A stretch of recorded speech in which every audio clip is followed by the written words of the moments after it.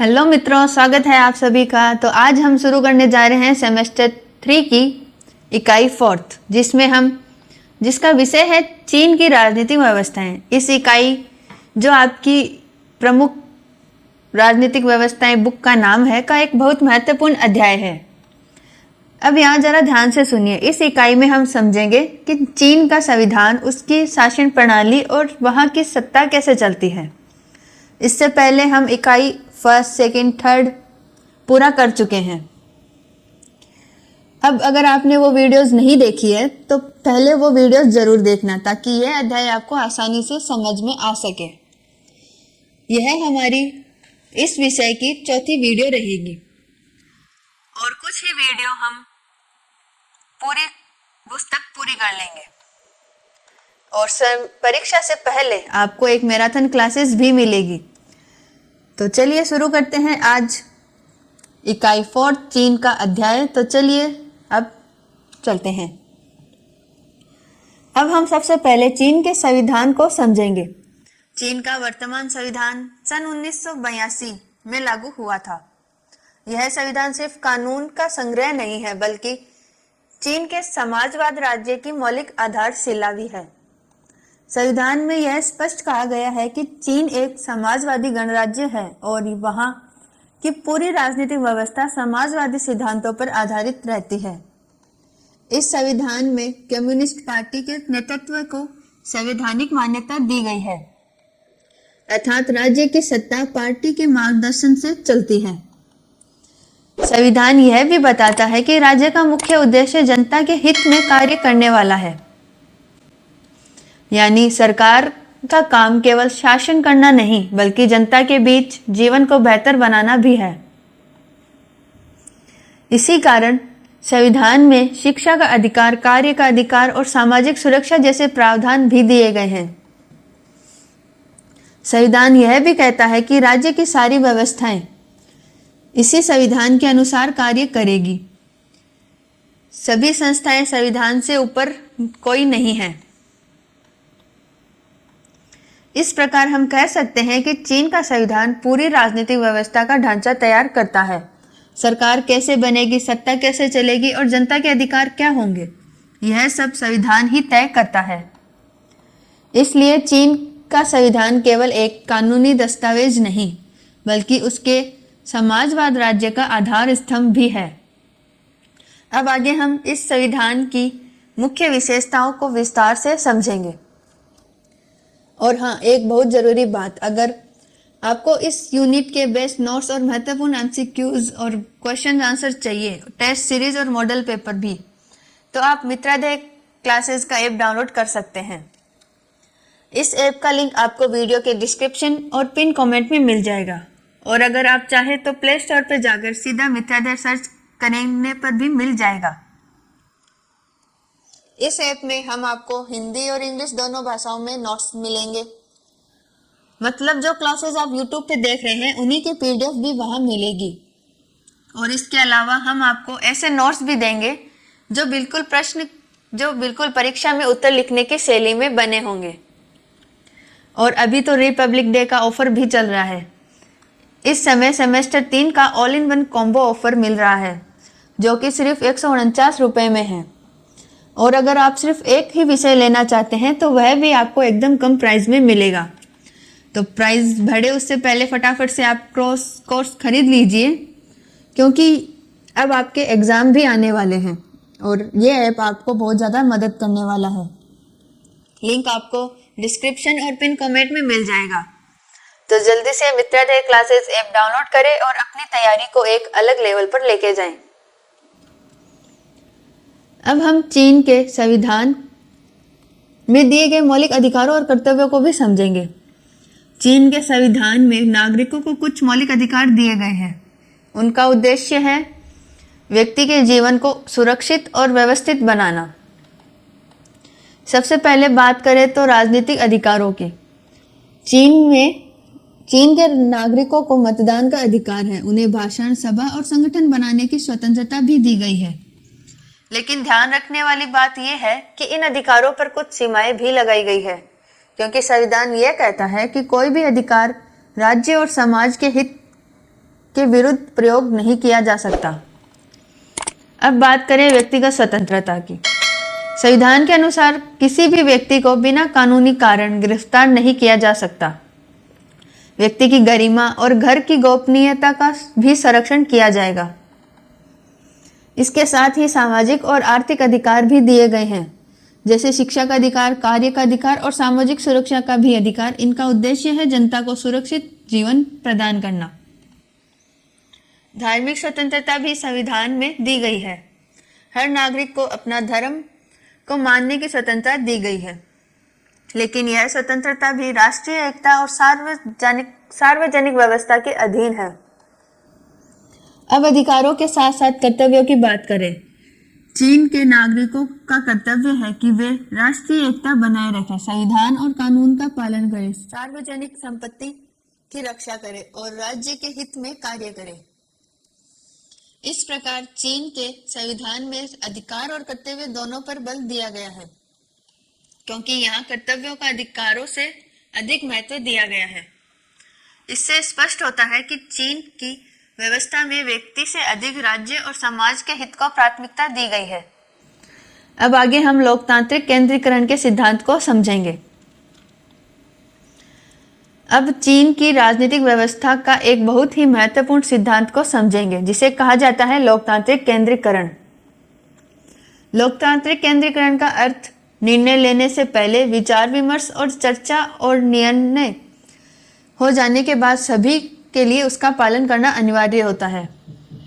यह सिद्धांत सबसे पहले लेनिन द्वारा दिया गया था और उसके बाद चीन की कम्युनिस्ट पार्टी ने इसे अपना संगठन के मूल सिद्धांत बना लिया। इस व्यवस्था में सबसे पहले निचले स्तर से लेकर ऊपर तक विचार और सुझाव दिए गए। बैठकों में बहस हुई, मतभेद भी रखे गए, लेकिन जब केंद्रीय नेतृत्व द्वारा निर्णय लिया जाता है तो फिर भी सभी सदस्यों को उस निर्णय को मानना ही पड़ता है, विरोध करने की अनुमति नहीं होती। इस प्रकार इसमें लोकतंत्र और केंद्रीकरण दोनों का संवहन होता है। लोकतंत्र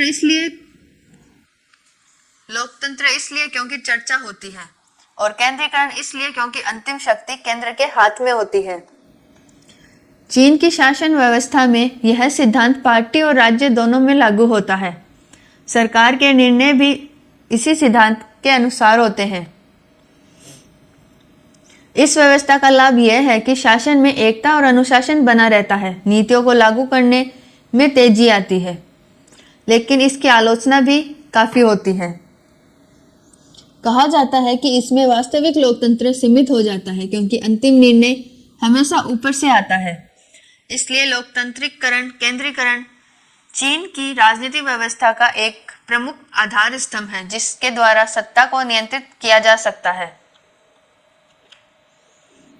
अब हम चीन की राजनीतिक व्यवस्था के सबसे महत्वपूर्ण तत्व को समझेंगे, और वह है चीनी कम्युनिस्ट पार्टी। चीन में वास्तविक सत्ता सरकार के पास नहीं, बल्कि कम्युनिस्ट पार्टी के पास होती है। इसी कारण कहा जाता है कि चीन एक पार्टी राज्य प्रणाली है।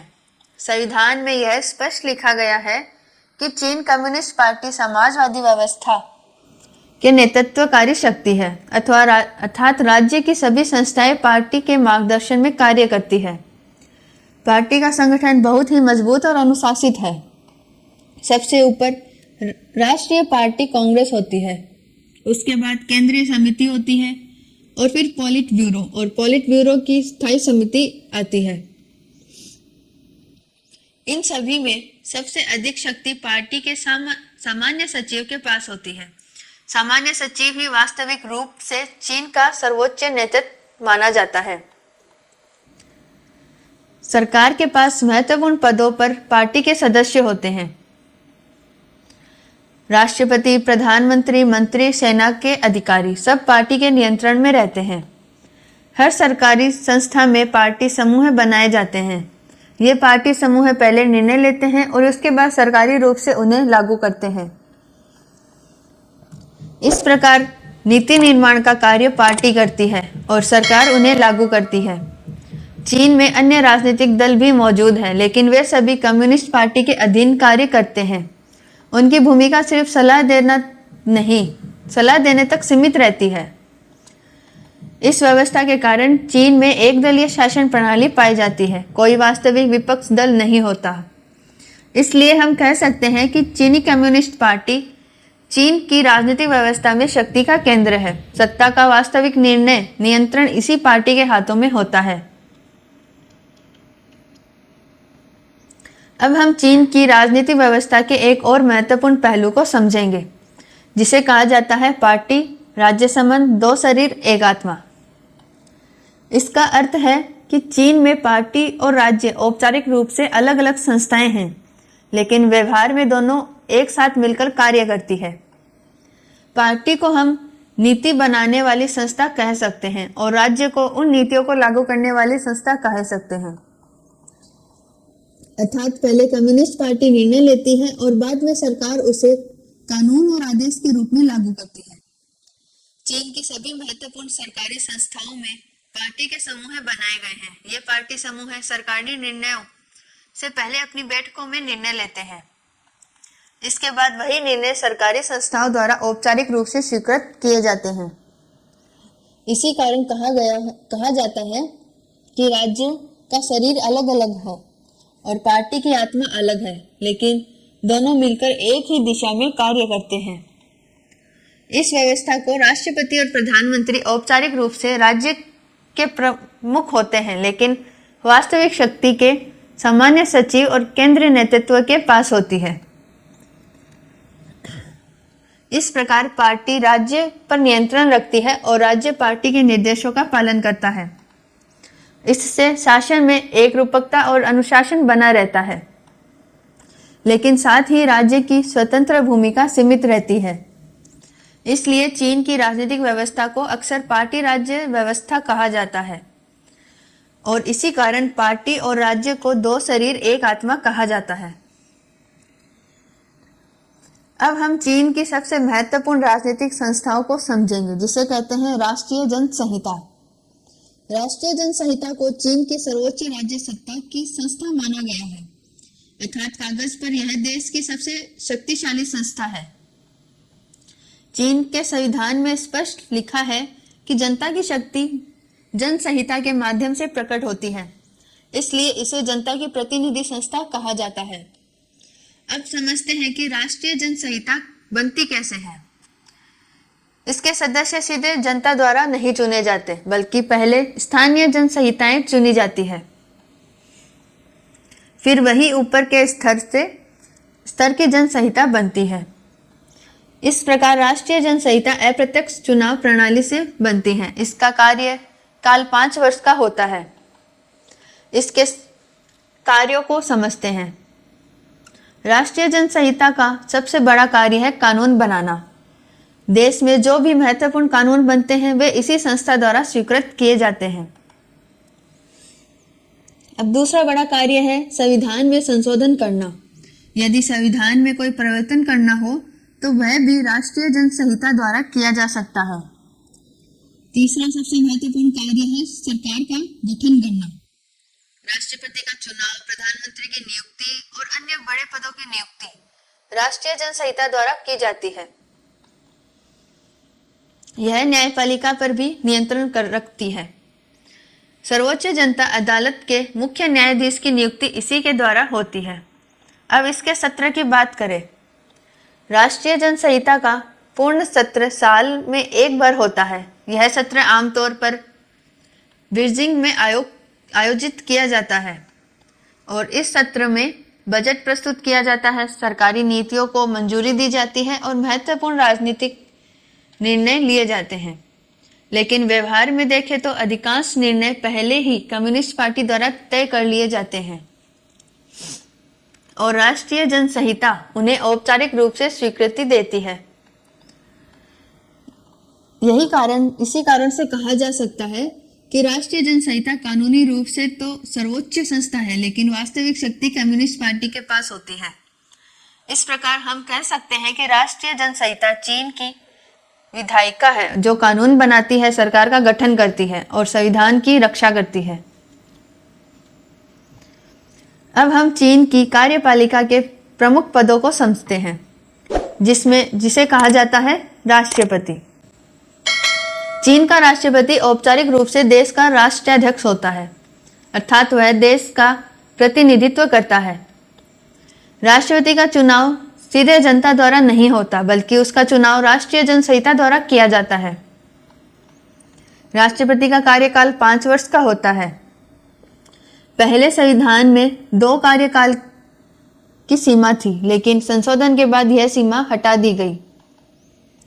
अब बात करें राष्ट्रपति की शक्तियों की, तो राष्ट्रपति कानूनों पर हस्ताक्षर करता है, विदेशी राजदूतों को स्वीकृति देता है और देश की ओर से अंतर्राष्ट्रीय स्तर पर प्रतिनिधित्व करता है। राष्ट्रपति राष्ट्रीय पर्वों पर भाषण देता है और विभिन्न देशों के राष्ट्राध्यक्षों का स्वागत करता है। लेकिन यहाँ एक महत्वपूर्ण बात समझनी है, राष्ट्रपति की शक्तियाँ अधिकतम औपचारिक और प्रतिकारात्मक होती है। वास्तविक प्रशासनिक शक्तियाँ प्रधानमंत्री और कम्युनिस्ट पार्टी के नेतृत्व के पास होती है। राष्ट्रपति राष्ट्रीय जनसंहिता के प्रति उत्तरदायी होता है और उसी के निर्देशों के अनुसार कार्य करता है। इस प्रकार हम कह सकते हैं कि चीन का राष्ट्रपति राज्य का प्रमुख है, लेकिन सत्ता का प्रयोग वास्तविक केंद्र नहीं। वास्तविक शक्तियां कम्युनिस्ट पार्टी के सामान्य सचिव और केंद्रीय नेतृत्व के पास होती है। अब हम चीन की सबसे महत्वपूर्ण प्रशासनिक संस्था को समझेंगे, जिसे कहा जाता है राज्य परिषद। राज्य परिषद को चीन की केंद्रीय सरकार भी कहा जाता है। यही संस्था देश के दैनिक शासन और प्रशासन को चलाती है। संविधान के अनुसार राज्य परिषद राष्ट्रीय जनसंहिता की कार्यकारी संस्था है, अर्थात जनसंहिता जो कानून बनाती है उन्हें लागू करने का कार्य राज्य परिषद करती है। अब इसकी संरचना को समझते हैं। राज्य परिषद का प्रमुख होता है प्रधानमंत्री। प्रधानमंत्री के पास उप प्रधानमंत्री होता है, राज्य परामर्शदाता होते हैं और विभिन्न मंत्रालयों के मंत्री होते हैं। इसके अंतर्गत विदेश मंत्रालय, रक्षा मंत्रालय, शिक्षा मंत्रालय, वित्त मंत्रालय, परिवहन मंत्रालय जैसे अनेक मंत्रालय कार्य करते हैं। अब राज्य परिषद के कार्यों को समझते हैं। राज्य परिषद का सबसे बड़ा कार्य है कानूनों का क्रियान्वयन। जो कानून राष्ट्रीय जनसंहिता द्वारा बनाए जाते हैं उन्हें पूरे देश में लागू करना राज्य परिषद का काम है। दूसरा महत्वपूर्ण कार्य है नीति निर्माण। राज्य परिषद आर्थिक नीति, सामाजिक नीति और विकास योजनाएं तैयार करती है, जैसे शिक्षा नीति, स्वास्थ्य नीति और रोजगार से जुड़ी नीतियां। तीसरा कार्य है बजट तैयार करना। राज्य परिषद देश का वार्षिक बजट तैयार करती है और उसे राष्ट्रीय जनसंहिता के सामने प्रस्तुत करती है। चौथा कार्य है स्थानीय सरकारों पर नियंत्रण। प्रांतों और जिलों की सरकारें राज्य परिषद के निर्देशों के अनुसार कार्य करती है। राज्य परिषद उनका काम करती है, निगरानी भी रखती है। पांचवा कार्य है विदेशी नीति का संचालन। अन्य देशों से संबंध बनाना और समझौते करना और अंतर्राष्ट्रीय संगठनों में भाग लेना राज्य परिषद का ही कार्य है। अब एक बहुत महत्वपूर्ण बात समझते हैं। राज्य परिषद औपचारिक रूप से सरकार है, लेकिन व्यवहार में यह कम्युनिस्ट पार्टी के निर्देशों के अनुसार कार्य करती है।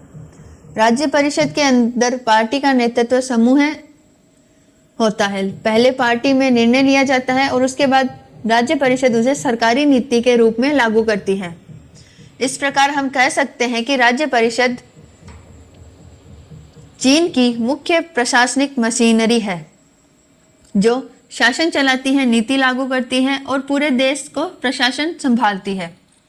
लेकिन सत्ता का वास्तविक स्रोत कम्युनिस्ट पार्टी ही रहती है। अब हम चीन की एक बहुत महत्वपूर्ण संस्था को समझते हैं, जिसे कहते हैं केंद्रीय सैन्य आयोग। केंद्रीय सैन्य आयोग चीन की सेना पर सर्वोच्च नियंत्रण रखने वाली संस्था है, अर्थात देश की सारी सशस्त्र सेनाएं इसी के अधीन होती है। चीन में सेना सीधे सरकार के अधीन नहीं, बल्कि कम्युनिस्ट पार्टी के नियंत्रण में रहती है और यही नियंत्रण केंद्रीय सैन्य आयोग के माध्यम से किया जाता है। अब इसकी संरचना को समझते हैं। केंद्रीय सैन्य आयोग का अध्यक्ष होता है कम्युनिस्ट पार्टी का सामान्य सचिव। इसके साथ उप अध्यक्ष और अन्य सदस्य होते हैं, अर्थात पार्टी का शीर्ष नेता ही सेना का ही शीर्ष नेता होता है। इससे यह स्पष्ट होता है कि सेना पर पार्टी का नियंत्रण बहुत मजबूत है। अब इसके कार्यों को समझते हैं। केंद्रीय सैन्य आयोग का सबसे बड़ा कार्य है सेना की कमान संभालना। सेना की नियुक्ति करना, स्थानांतरण और पदोन्नति इसी आयोग के माध्यम से होती है। दूसरा महत्वपूर्ण कार्य है रक्षा नीति बनाना, देश की सुरक्षा से जुड़ी नीतियों का योजना बनाना और केंद्रीय सैन्य आयोग द्वारा तैयार करना।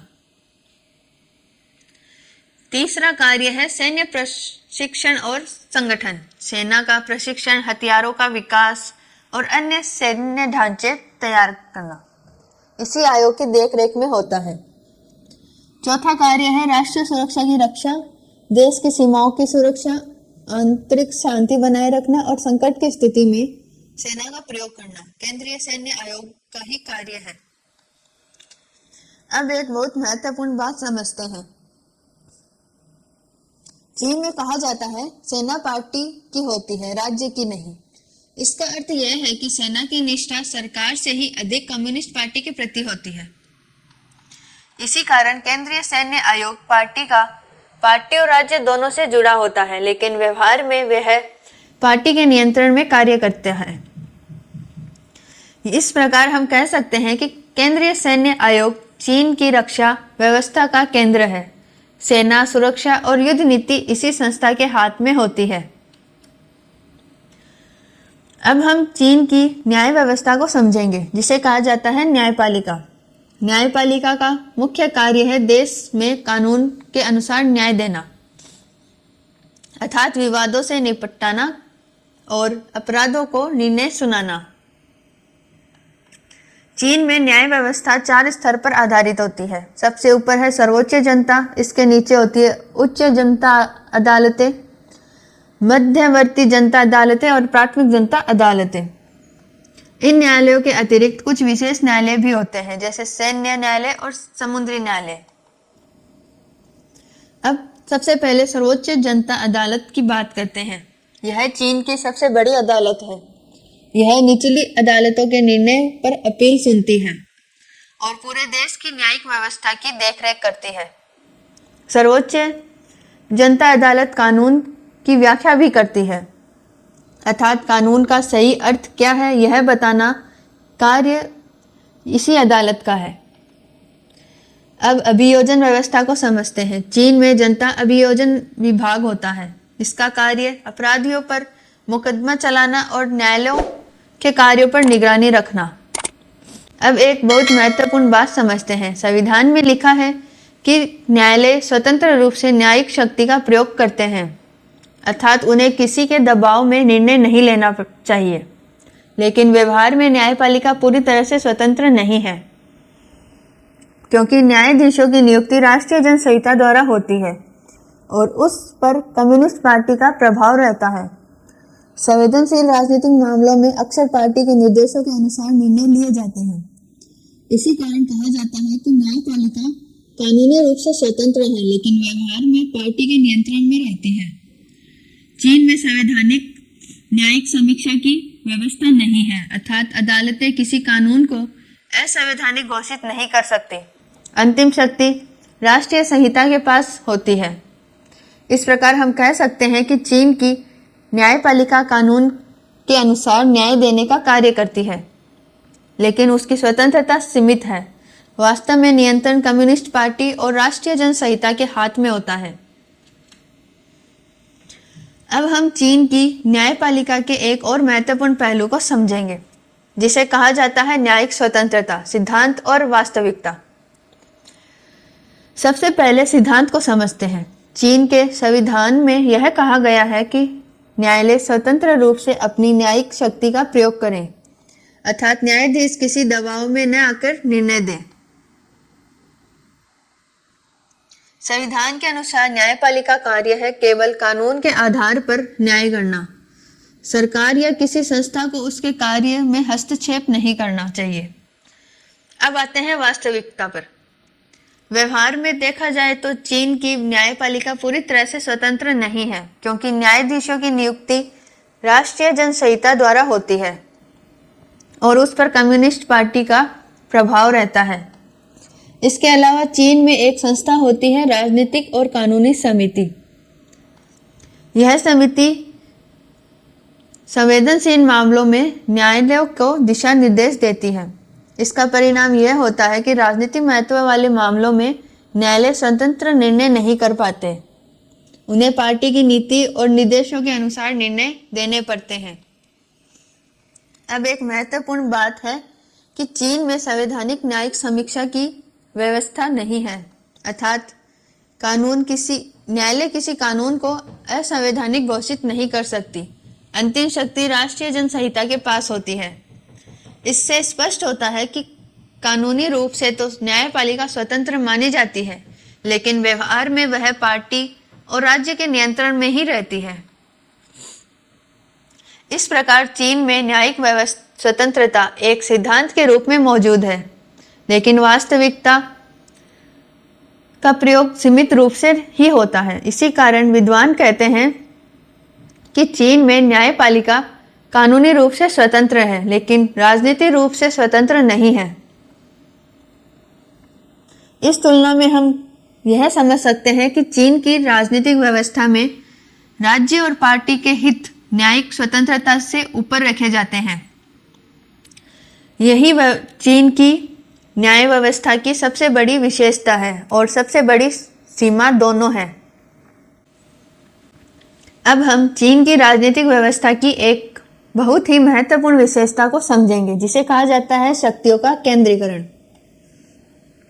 शक्ति का केंद्रीकरण का अर्थ है कि देश की मुख्य सत्ता कुछ सीमित संस्थाओं और कुछ शीर्ष नेताओं के हाथ में होती है, अर्थात निर्णय लेने की शक्ति नीचे से ऊपर नहीं बल्कि ऊपर से नीचे चलती है। चीन में यह केंद्रीकरण मुख्य रूप से कम्युनिस्ट पार्टी के हाथों में ही है। सरकार, विधायिका और न्यायपालिका और सेना सभी संस्थाएं पार्टी के नियंत्रण में कार्य करती है। चीन की राजनीतिक व्यवस्था में केंद्रीकरण केंद्रीय नेतृत्व नीति बनता है और प्रांतीय तथा स्थानीय सरकारें उन्हीं नीतियों को लागू करने का कार्य करती है। उन्हें स्वतंत्र रूप से निर्णय लेने की बहुत कम शक्ति मिलती है। इस केंद्रीकरण का एक आधार लोकतांत्रिक केंद्रीकरण का सिद्धांत है और इस सिद्धांत के अनुसार चर्चा की जाती है, लेकिन अंतिम निर्णय केंद्रीय नेतृत्व ही करता है और सभी को उस निर्णय का पालन करना पड़ता है।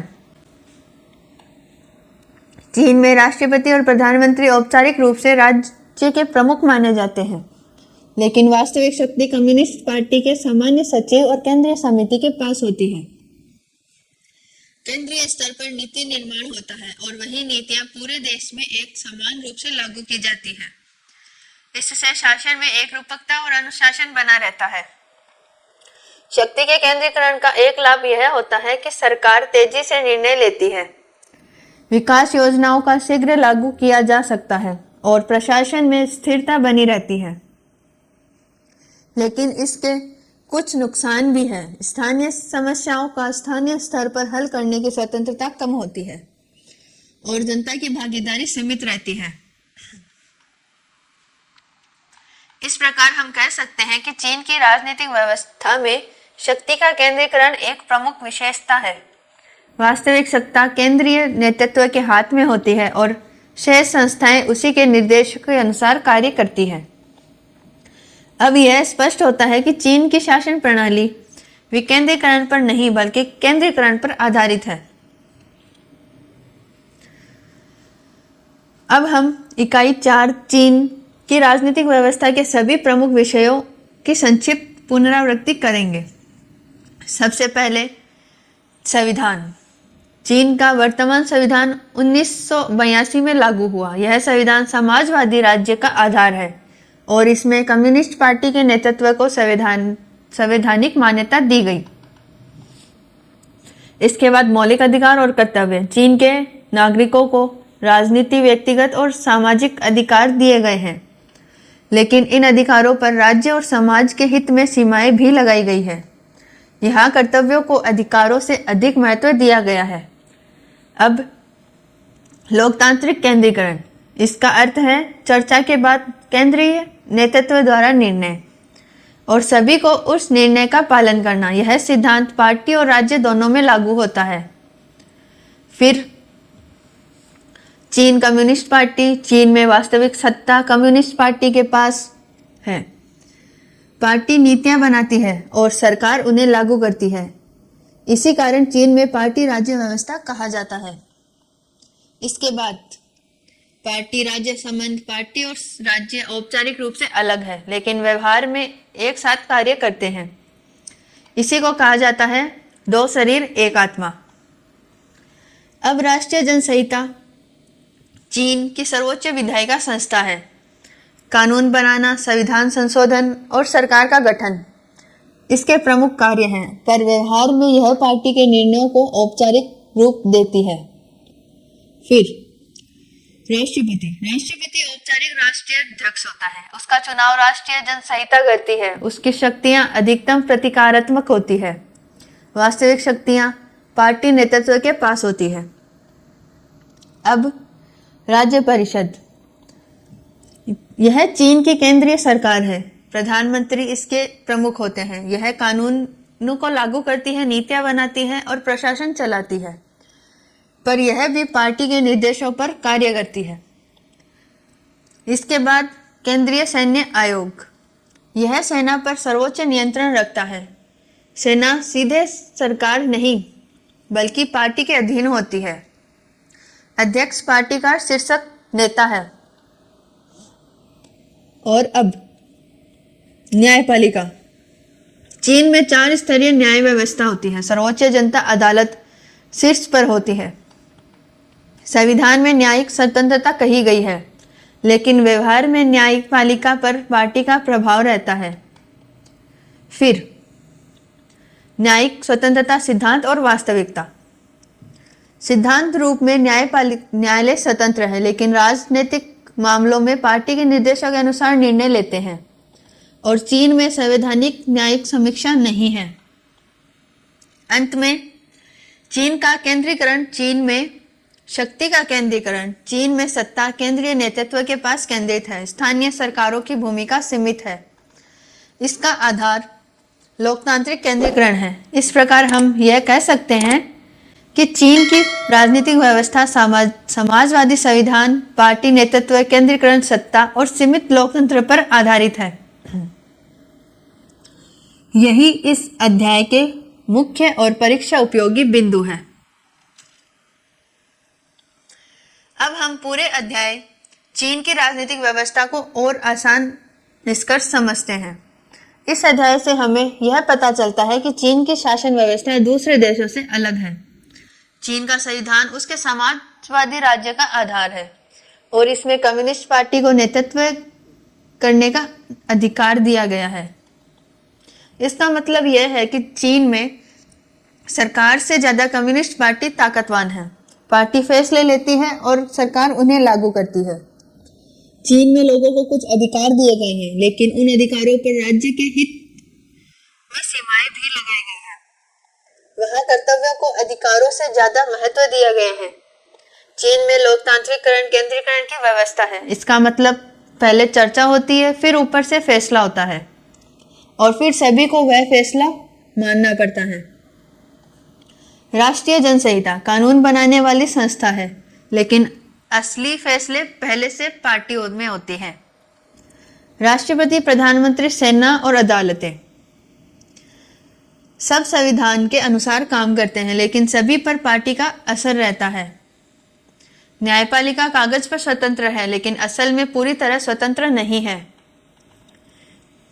चीन में सत्ता केंद्र में जमा रहती है। स्थानीय सरकारें केंद्र के आदेशों पर कार्य करती है। इसलिए हम कह सकते हैं कि चीन की राजनीतिक व्यवस्थाएं 3 बातों पर टिकी है: समाजवादी सोच, कम्युनिस्ट पार्टी का नेतृत्व और शक्तियों का केंद्रीकरण। ऑलराइट मित्रों, आज हमने सेमेस्टर 3 के राजनीति विज्ञान की क्लास अटेंड की और जिस किताब से हमने यह विषय पढ़ा उस किताब का नाम है प्रमुख राजनीतिक व्यवस्थाएं। और आज हमने यूनिट 4 कंप्लीट कर लिया है। उम्मीद है कि आज की क्लास आपको समझ में आई होगी और आपको यह विषय आसान लगा होगा। अगर आपको इस क्लास के नोट्स, महत्वपूर्ण क्वेश्चन आंसर और बाकी सभी स्टडी मटेरियल चाहिए तो इसके लिए मित्राध्याय का ऐप डाउनलोड कर सकते हैं। नोट्स का और इस ऐप का लिंक आपको वीडियो के डिस्क्रिप्शन और पिन कमेंट में मिल जाएंगे। तो जल्दी से ऐप डाउनलोड कीजिए और अपनी तैयारी को मजबूत कीजिए। तो बस आज इतना ही। कल मिलते हैं सेम टाइम सेम जगह।